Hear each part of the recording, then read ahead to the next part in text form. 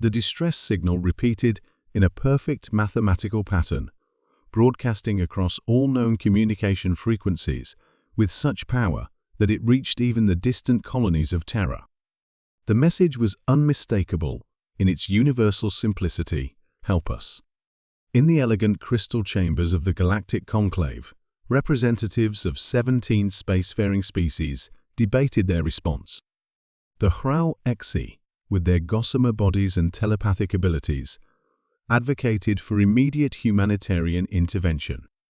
The Vossi Trade Confederation calculated the economic impact of diverting resources to an unknown crisis. The philosophical Medusan Collective contemplated the ethical dimensions of intervention. Only the human representative remained silent throughout the debate, her expression unreadable as she transmitted the coordinates back to Earth. Ambassador Fatima Reyes had represented humanity in the conclave for only 3 standard years, yet the other species had already learned to be wary of her quiet periods. Unlike the diplomats of more peaceful worlds, she had come to her position through the rank of admiral in the Terran Defense Force. Battlefield command was in her blood long before diplomacy. The Terran Alliance will respond to this distress call, she finally announced, interrupting a particularly heated exchange between the Vossi and HFY delegations. First Speaker Talimar, the eldest of the HFY, rippled with relief. Excellent. Your species' experience with harsh conditions makes you uniquely qualified for emergency response. How many medical ships will you dispatch? None, Rice replied, her voice steady. We're sending the 7th Fleet. The chamber fell silent. Even the Vossi representatives' multiple appendages froze mid-gesture. Warships? First Speaker, Talimar's telepathic voice trembled. This is a distress call, Ambassador Reyes. Not a declaration of war. Reyes stood, straightening her crisp diplomatic uniform. In human history, when someone yells for help, it's rarely because everything is fine. The 7th Fleet carries humanitarian supplies, but it also carries something more valuable: security. Either way, they depart within the hour. Before any objections could be raised, she exited the chamber, leaving the other representatives to their shocked deliberations. 3 weeks later, the Terran 7th Fleet emerged from hyperspace at the coordinates of the distress signal. 16 warships, led by the dreadnought TDF Thermopylae, arranged themselves in standard combat formation as they approached the signal's source, a small, blue-green world circling a yellow star.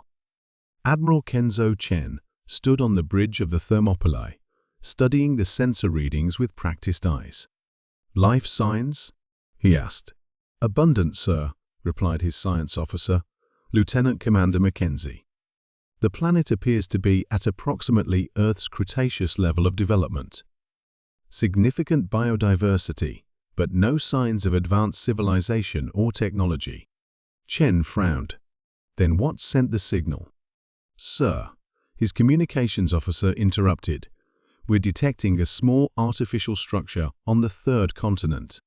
It appears to be the source of the transmission." "Scan for weapons systems," Chen ordered. "None detected, Admiral. But there is unusual energy activity surrounding the structure." Chen had not survived 3 interstellar conflicts by ignoring his instincts. "Maintain combat readiness. Prepare an armed reconnaissance team, but hold launch until my order." Before the preparations could be completed, multiple new contacts appeared on the tactical display ships emerging from behind the planet's moon. Unlike the utilitarian efficiency of Terran vessels, these were organic in appearance, with sweeping lines that resembled the wings of deep-sea creatures from Earth's oceans. "Sir, they're hailing us," the communications officer reported. The view screen activated to reveal an alien being with glistening cobalt skin and 6 eyes arranged in a circle around what appeared to be a breathing apparatus. It spoke in a series of clicks and whistles that the ship's AI translated after a moment's processing. "Gratitude for your arrival, Predator allies," the translation read. The trap is successful. Admiral Chen's expression hardened. "Explain yourself," he demanded. The alien's eye ring pulsed with biologically generated light. "We are the HFY, hunted to near extinction by the Vrexel Dominion. Our last sanctuary is this world, but the Vrexel hunting fleet approaches. We sent the distress signal in the ancient mathematical code that all spacefaring predator species understand. You have answered as your nature demands." Understanding dawned on Chen's face. "You didn't send an SOS. You sent a hunting call." "Yes," the alien confirmed. "Your species' reputation is known throughout this sector.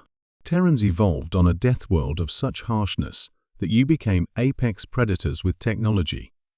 We knew you would come prepared for conflict, not with fragile aid ships. The Vrexel arrive within 2 planetary rotations. Will you hunt with us, Deathworlders?" Chen turned to his tactical officer. "Confirm the approaching fleet." After a brief consultation with the sensor array, the officer nodded. "Long-range scans detect 23 vessels on approach, sir. Heavily armed, based on their energy signatures." A predatory smile spread across Chen's face, an expression his ancestors might have worn when preparing for battle thousands of years earlier. "It seems Ambassador Reyes was right," he said, more to himself than his crew. "When someone calls for help, it's rarely because everything is fine." He turned back to the view screen. "The 7th Fleet stands ready to assist the HFY. Send us everything you have on Vrexel combat tactics and weaknesses." The alien's eyes pulsed with what the human crew interpreted as relief. "You understand the true nature of aid in a dangerous galaxy, Terrans. Sometimes survival requires protectors, not caretakers." 5 days later, Ambassador Reyes stood once again before the Galactic Conclave, facing an inquiry into her decision to deploy military forces in response to a humanitarian crisis. She listened patiently to the accusations and expressions of outrage, particularly from the HFY delegation. When finally permitted to speak, she activated a holographic display showing the aftermath of the battle. The combined Terran HFY forces had thoroughly defeated the Vrexel hunting fleet, with minimal casualties on their side. "The HFY didn't need medical supplies or emergency rations," Reyes explained calmly. "They needed protection from extinction. Had we sent unarmed aid ships, we would have found only corpses to treat." First speaker, Talamar's telepathic voice was subdued. "How did you know this was not a genuine call for humanitarian assistance?" Reyes smiled thinly. "Because on Earth, we have a saying, when someone screams for help in a dangerous neighborhood, you don't send an ambulance alone. You send the police first to secure the scene." The debate that followed would fundamentally reshape the Conclave's emergency response protocols. And across the galaxy, word spread of how the humans, those strange, fierce creatures from a world that should have killed them, understood something that more peaceful species did not. Sometimes true compassion arrives armed.